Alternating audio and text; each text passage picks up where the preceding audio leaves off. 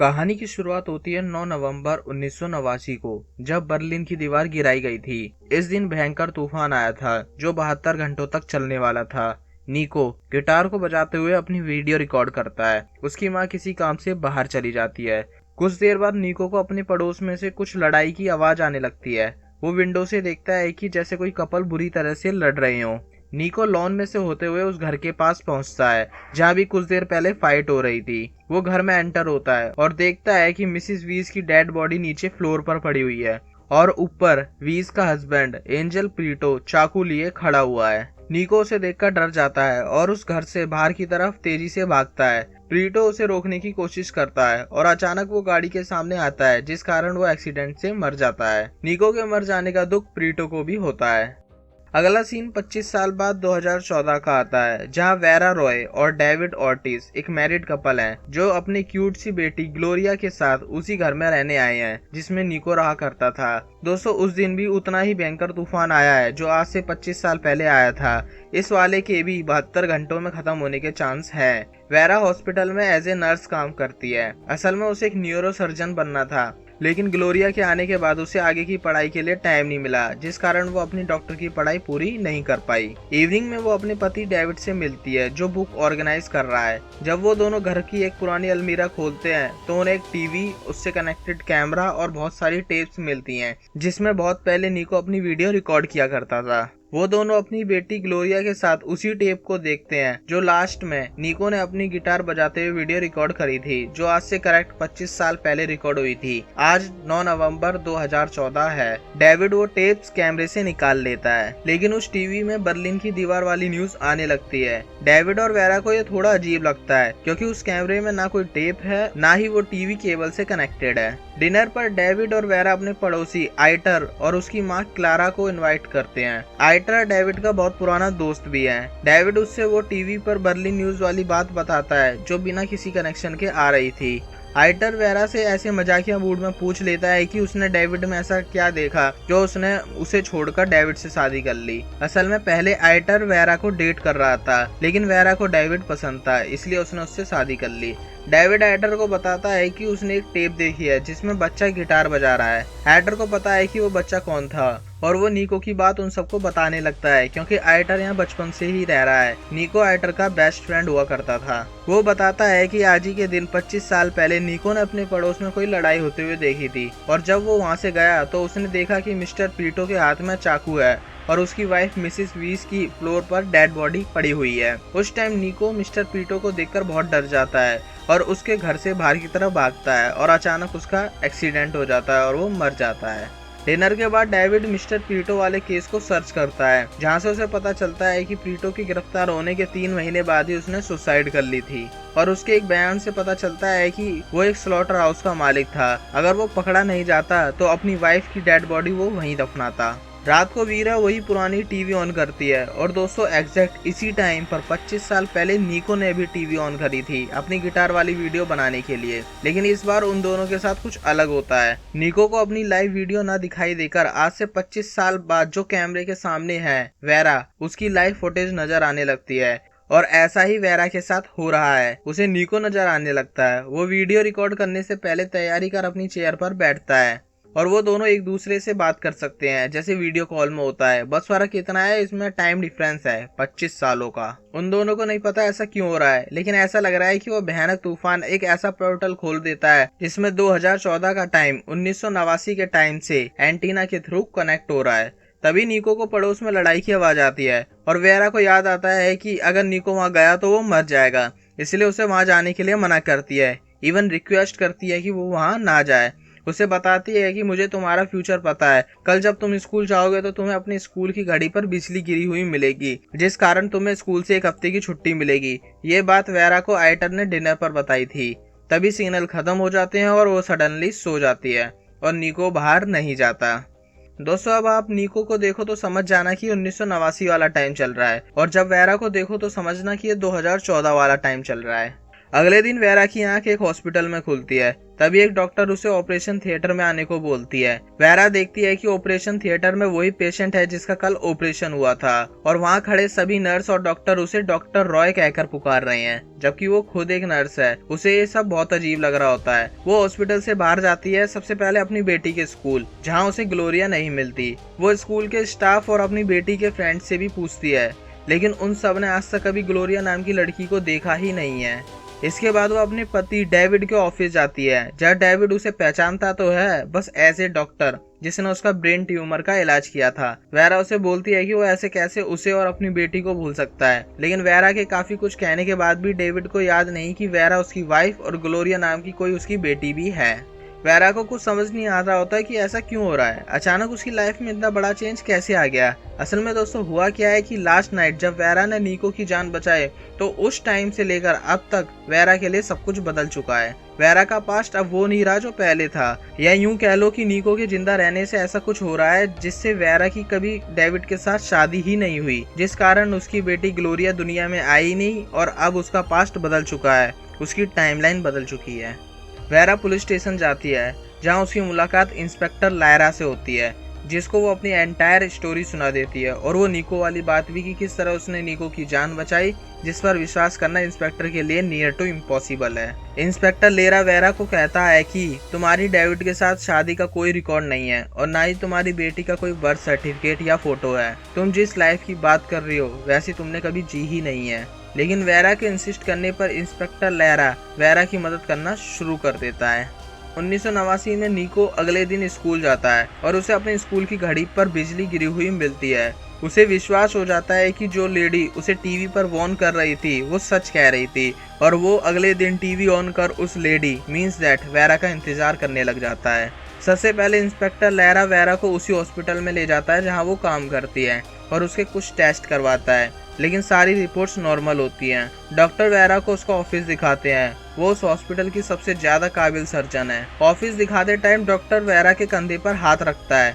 तभी उसे अचानक कुछ नया याद आ जाता है कि किस तरह उसने अपनी सर्जन की पढ़ाई पूरी करी और कैसे वो एक डॉक्टर बनी। होता क्या है दोस्तों, अब जो भी वेरा को छुएगा तो उससे रिलेटेड जितनी भी यादें वेरा के साथ थी वो सब वेरा को याद आ जाएंगी। डॉक्टर से मिलने के बाद उसे सब कुछ समझ आ जाता है कि उसके साथ ऐसा क्यों हो रहा है। वो इंस्पेक्टर लैरा को बताती है कि मैंने जब से निको की जान बचाई है तब से पास्ट बदल चुका है, मेरा और मेरे साथ जुड़े लोगों का।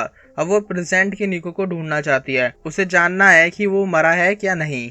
यहाँ प्रेटो कार से अपने स्लॉटर हाउस जाता है। निको देखता है कि प्रीटो कहीं बाहर जा रहा है, इसलिए वो उसके घर में घुस जाता है। उसे बाथरूम में प्रीटो की वाइफ वीज की डेड बॉडी मिलती है और उसे वहाँ पर अपने दोस्त एटर की मॉम क्लारा का पासपोर्ट और कुछ पैसे एनवेलप में रखे मिलते हैं। तभी उसे गैराज की खुलने की आवाज आती है और वो बेड के नीचे छुप जाता है। प्रीटो 2 बैग और चैनसॉ मशीन के साथ बाथरूम में जाता है जहाँ उसकी वाइफ मरी हुई है और वो अपनी वाइफ के छोटे छोटे टुकड़े कर बैग में भर लेता है। और दोस्तों ये सब निको के सामने हो रहा होता है। दूसरी तरफ वेरा अपने घर जाती है, मतलब अब पास चेंज होने के कारण ये घर उसका नहीं है। वो देखती है कि घर के पीछे वाले दरवाजे को तोड़कर कोई अंदर गया है। कौन गया है ये आपको वीडियो के एंड में पता चलेगा। वेरा घर के अंदर जाती है और उस टीवी और कैमरे को ढूंढने लग जाती है जिसकी वजह से ये सब हुआ है, लेकिन उसे वो टीवी और कैमरा नहीं मिलते। तभी पीछे से एक लेडी आती है जो उस घर की ऑनर है। उसे लगता है कि वेरा उसके घर का लॉक तोड़कर घर में आई है किसी गलत इरादे से, और वो लेडी अपने पति को बुलाती है जो डेविड ऑर्टिस है। दोस्तों इस टाइमलाइन में डेविड का घर तो वही है, लेकिन बस उसकी वाइफ चेंज हो गई है। डेविड वेरा को सुबह ऑफिस में समझा चुका है कि वो उसका पति नहीं है और इरिटेट होकर उसकी वाइफ पुलिस को फोन कर देती है। पुलिस के आने से पहले वेरा वहां से भाग जाती है। वेरा एटर के घर के पीछे से जाते टाइम देखती है कि एटर की मॉम क्लारा मिस्टर प्रीटो के साथ है। ऐसा लग रहा है कि प्रीटो ने अपनी वाइफ वीज को मारकर क्लारा से शादी कर ली है। आते हैं पास्ट में, जब निको प्रीटो के घर बेड के नीचे है और वो दोनों बैग लेकर बाहर जा रहा होता है। तभी उसके पास फोन आता है एक लेडी का जो उसके घर के बाहर वाले टेलीफोन बूथ से बात कर रही है। उस लेडी की घड़ी प्रीटो के घर रह गई है। प्रीटो उसे कहता है कि जल्द से जल्द घड़ी ढूंढकर वो उसे दे देगा। दोस्तों वो लेडी एटर की मॉम क्लारा है जिसका अफेयर अपने पड़ोसी वीज के पति प्रीटो के साथ चल रहा है, और वो घड़ी उसी बेड के नीचे है जहाँ निको छुपा हुआ है और वो घड़ी उसी के पास है। इधर वेरा को एक ऑथर के बारे में पता चलता है जिसने मिराज बुक लिखी है, प्रोफेसर सरॉन। इस बुक में भी एक ऐसे बच्चे की स्टोरी है जिसको एक फ्यूचर की लेडी टीवी पर देखती है जो फ्यूचर में होने वाले इंसिडेंट के बारे में उसे बता देती है और उसकी जान बचा लेती है। वेरा इंस्पेक्टर लैरा के साथ सैरोन से मिलने जाती है और उसे पता चलता है कि वो बच्चा नीको ही है जिसकी बातों से इंस्पायर होकर ये बुक लिखी हुई है। सैरोन बताती है कि ये स्टोरी नीको की माँ से उसे पता चली थी। वेरा सैरोन को बताती है कि नीको को जो फ्यूचर की लेडी टीवी में दिखी थी वो मैं ही हूँ, और वो सब भी बताती है जो सब पास्ट चेंज होने की वजह से हो चुका है, लेकिन वेरा अपनी पुरानी लाइफ वापस चाहती है। सैरोन कहती है कि अगर ये सब सच है तो तुम्हें फिर से वैसे ही पास्ट से कनेक्ट होना पड़ेगा जैसे पहले हुई थी, सेम टाइम में टीवी और कैमरा ऑन हो और उस टाइम तूफान भी चल रहा हो। वेरा इंस्पेक्टर की घड़ी में तूफान खत्म होने का टाइम सेट करती है। अगर ये वैसा ही तूफान है जो 1989 में आया था तो ये भी 72 घंटों में ही खत्म हो जाएगा। अब उसे वो टीवी और कैमरा चाहिए जो नीको के घर हो सकता है, इसलिए वेरा को उस प्रेजेंट टाइम के नीको को ढूंढना है। इसके लिए वो इंस्पेक्टर लायरा से कहती है कि क्या पुलिस रिकॉर्ड के थ्रू नीको को ढूंढा जा सकता है। इंस्पेक्टर कहता है कि इसके लिए उन्हें कोर्ट से परमिशन लेनी पड़ेगी और तुम्हारे इस कहानी पर तो हमें परमिशन नहीं मिलेगी, कोई कन्विंसिंग वजह होनी चाहिए ताकि हमें नीको के लिए परमिशन मिल सके। फॉर्चुनेटली वेरा को पास्ट के चेंज होने से पहले अपनी पति की एक बात याद आ जाती है जिसमें उसने बताया था कि प्रीटो अपनी वाइफ को अपने स्लॉटर हाउस में दफन करने वाला था, लेकिन ऐसा हुआ नहीं। नीको के एक्सीडेंटली डेथ के कारण उसने खुद को पुलिस के हवाले कर दिया और बाद में सुसाइड कर ली थी।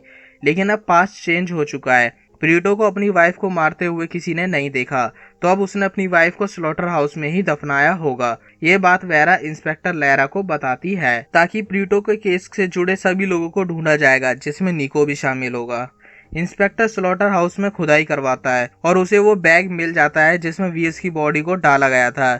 इसके बाद प्रीटो, उसकी प्रेजेंट वाइफ क्लारा और इन सब में उनकी मदद करने वाला एक आदमी विक्टर को पुलिस अरेस्ट कर लेती है। इसके बाद प्रीटो अपनी पूरी सच्चाई पुलिस को बता देता है। असल में हुआ यह था कि उस दिन बर्लिन की दीवार गिरने वाली थी और प्रीटो की वाइफ वीस को कहीं बाहर जाना था और वो अगले दिन ही आने वाली थी। प्रीटो का अफेयर अपने पड़ोसी क्लैरा के साथ चल रहा था। उस रात वो क्लैरा को अपने घर बुला लेता है, तभी वीज भी अपने घर आ जाती है। असल में वो कहीं गई नहीं थी, उसे अपने पति पर शक था जो यकीन में बदलने वाला था। जैसे ही वो अपने रूम में एंटर होती है वो प्रीटो को क्लारा के साथ देख लेती है और चाकू से प्रीटो पर हमला करती है। प्रीटो और क्लारा उसे बचने की और उसे रोकने की कोशिश करते हैं। दोस्तों, ये वही फाइट है जो नीको अपनी विंडो से देख रहा होता है। इस फाइट में क्लैरा गलती से वीज के पेट में चाकू घुसा देती है और वो ग्राउंड फ्लोर पर जाकर गिर जाती है। उसके बाद होना यह था कि नीको आता और प्रीटो को देखकर वहां से भागता और उसका एक्सीडेंट हो जाता, लेकिन वेरा ने नीको को रोका और ऐसा नहीं हुआ। टाइमलाइन पूरी तरह से चेंज हो गई। अब वेरा को इंस्पेक्टर लैरा से एक एड्रेस मिलता है जिसके थ्रू वो नीको तक पहुंच सकती है। वेरा उस एड्रेस पर जाती है जहां उसे डेविड मिलता है, वो एक बैंक में काम करता है। वेरा को नीको के बैंक अकाउंट डिटेल से उसका एड्रेस मिल जाता है। वेरा नीको के घर जाती है जहां उसे उसकी माँ दिखती है। दोस्तों, यहाँ होता है स्टोरी में ट्विस्ट। असल में इंस्पेक्टर लायरा ही नीको है जो शुरू से लेकर अब तक वेरा के साथ ही था और नीको वेरा के साथ रिलेशनशिप में है, लेकिन वेरा को अपनी चेंज हुई इस वाली टाइमलाइन का पास्ट बिल्कुल भी याद नहीं है। असल में दोस्तों हुआ क्या था कि नीको ने 72 घंटे वाले तूफान को खत्म होने से पहले एक बार और अपनी टीवी ऑन करी थी इस उम्मीद में कि वो लेडी जिसने उसकी जान बचाई वो उससे दोबारा मिल सकेगी, लेकिन ऐसा होता नहीं है। वो अपनी माँ को बताता है कि कैसे एक फ्यूचर लेडी ने उसकी जान बचाई, लेकिन कोई उसकी बात पर विश्वास नहीं करता। इसलिए वो वेलपिडे नाम के एक रेलवे स्टेशन पर रोज आकर वेरा का इंतजार करने लग जाता है, क्योंकि वेरा से जब उसने टीवी पर बात करी थी तो उसने इस रेलवे स्टेशन का बोर्ड उसके घर में देखा था। और कुछ सालों बाद नीको को वेरा एक ट्रेन में दिख जाती है। दोस्तों, आयरनी की बात यह है कि उस दिन वो उस लड़की के सामने था जिसने उसकी जान बचाई थी, लेकिन वेरा को कुछ नहीं पता था और नीको को उससे बात करनी थी। इसलिए वो ट्रेन में उसके सामने वाली सीट पर बैठ जाता है और वो वहां से बात करते करते उनकी लव स्टोरी स्टार्ट हो जाती है। और वेरा के लिए ये वो मोमेंट था जहां से नीको की जान बचाने के कारण उसका पास्ट चेंज हो गया था, क्योंकि उस ट्रेन में आइटर भी था। वो वेरा को कई दिनों से फॉलो कर रहा था। रियल टाइम लाइन में ट्रेन में नीको की जगह वेरा के सामने आइटर बैठा था और उसके बाद आइटर के थ्रू डेविड से मुलाकात, फिर उससे शादी और ग्लोरिया का आना। लेकिन नीको के वेरा के सामने बैठने से उसके आने वाला फ्यूचर पूरी तरह से चेंज हो चुका था। सो दोस्तों, आई होप अब आप पूरी कहानी समझ चुके होंगे। वेरा की वो टाइमलाइन जो बिना चेंज हुए चली आ रही थी और चेंज होने के बाद वाली टाइमलाइन भी जिसमें वेरा और नीको रिलेशनशिप में थे। अब आ जाते हैं नीको के घर पर जहाँ वेरा है। वेरा उससे पूछती है कि उसने पहले क्यों नहीं बताया कि वो नीको है। नीको बताता है कि वो वेरा से बहुत प्यार करता है और वो किसी भी हालत में उसे छोड़ना या खोना नहीं चाहता। लेकिन वेरा को अपनी बेटी ग्लोरिया वापस चाहिए, जिस वजह से जो भी सब कुछ बदल गया है वो सब कुछ ठीक करना चाहती है। लेकिन नीको ऐसा नहीं चाहता, इसलिए उसने वेरा से ये बात छुपाए रखी, क्योंकि वेरा को पता चलेगा कि नीको वही है तो वो सब कुछ पहले जैसा करने की कोशिश करेगी, जिसकी वजह से उसे वेरा को खोना पड़ेगा। वेरा उससे टीवी और कैमरे के बारे में पूछती है जो नीको डेविड के घर से उठा लाया था। दोस्तों याद है डेविड के घर का डोर लॉक टूटना, ये काम नीको का ही था। उसे पता था कि वेरा टीवी और कैमरे की तलाश में वहां जरूर जाएगी, इसलिए नीको वेरा के जाने से पहले ही वो टीवी और कैमरा अपने पास ले आया था। अब वेरा चाहती है कि सब कुछ ठीक हो जाए, इसलिए वेरा नीको को कहती है कि तुम्हें सब कुछ ठीक करना होगा, मैंने तुम्हारी जान बचाई थी और अब तुम्हारी बारी है। ऐसा कहकर वो छत से कूद जाती है।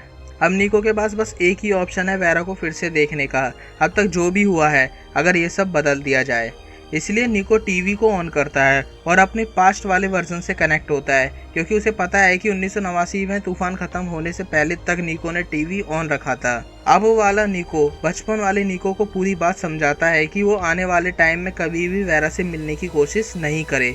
अगर वो ऐसा करेगा तो वेरा मर जाएगी। और वो टीवी और कैमरे को डिस्ट्रॉय करने को भी कह देता है, क्योंकि ना ही टीवी होगी और ना ही वेरा आने वाले टाइम में कभी पास्ट से कनेक्ट हो पाएगी। दोस्तों नीको के इस एक्शन से पास्ट फिर से पहले जैसा हो जाता है।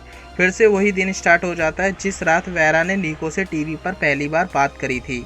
वेरा की आंख खुलती है, वो देखती है कि उसके साथ डेविड सो रहा है और वो अपने बेटी के रूम में जाती है जहाँ ग्लोरिया सो रही है और सामने विंडो से देखती है कि आयटर है जो उसे हाथ हिलाकर गुड मॉर्निंग विश कर रहा है। अपनी पुरानी लाइफ में वापस लौटकर वो बहुत खुश हो जाती है। वो देखती है कि क्लारा और पीटो मॉर्निंग वॉक कर रहे हैं। वेरा चाहती है कि वीस के मर्डर की सजा उन्हें मिले, इसलिए उस स्लॉटर हाउस की खबर वो पुलिस को देती है। और दोस्तों ये पता है केस किसके पास जाता है? इंस्पेक्टर लैरा के पास। वो वेरा से मिलने आता है, लेकिन इस बार वो वेरा को पूरी तरह से भूल चुका है। दोस्तों इस तरह कहानी खत्म होती है। आई होप सो आपको ये कहानी पसंद आई हो। रुको दोस्तों, मुझे आपके 2 मिनट और चाहिए। जब इतनी कहानी सुन लिया तो थोड़ी देर और चाहिए। आप सबसे एक बात करनी है। अभी आप स्क्रीन पर कुछ वीडियो के स्क्रीनशॉट देख रहे होंगे जिनके व्यूज डबल डिजिट तक नहीं पहुंचवा रहे हैं। और मजे की बात यह है कि मुझे आज तक जितने भी थोड़े बहुत कमेंट्स आए हैं वीडियोस पर, सारे पॉजिटिव ही रहे हैं। कभी किसी ने क्रिटिसाइज नहीं करा आवाज को लेकर, वीडियोस को लेकर या किसी पर भी। लेकिन फिर भी व्यूज इतने कम। तो यार मेरी आपसे बस एक रिक्वेस्ट है, आपको इस चैनल की रीच बढ़ानी है। वीडियोस को दोस्तों को शेयर करो। मुझे पता है आपका थोड़ा टाइम जाएगा, लेकिन आप अपने दोस्तों, रिलेटिव्स, भाई बहन को इंसिस्ट करो कि यार ये वीडियो पूरी देखें और वो भी इसी तरह आगे शेयर करें। मेहनत हो रही है, लेकिन काफी टाइम से इंतजार भी कर रहा हूँ अपने रिवॉर्ड के मिलने का, और बस ये काम आप ही कर सकते हो। थैंक यू सो मच मुझे यहाँ तक सुनने के लिए और आगे मेरी मदद करने के लिए। मिलेंगे जल्दी एक और नई कहानी के साथ। जब तक के लिए बाय बाय।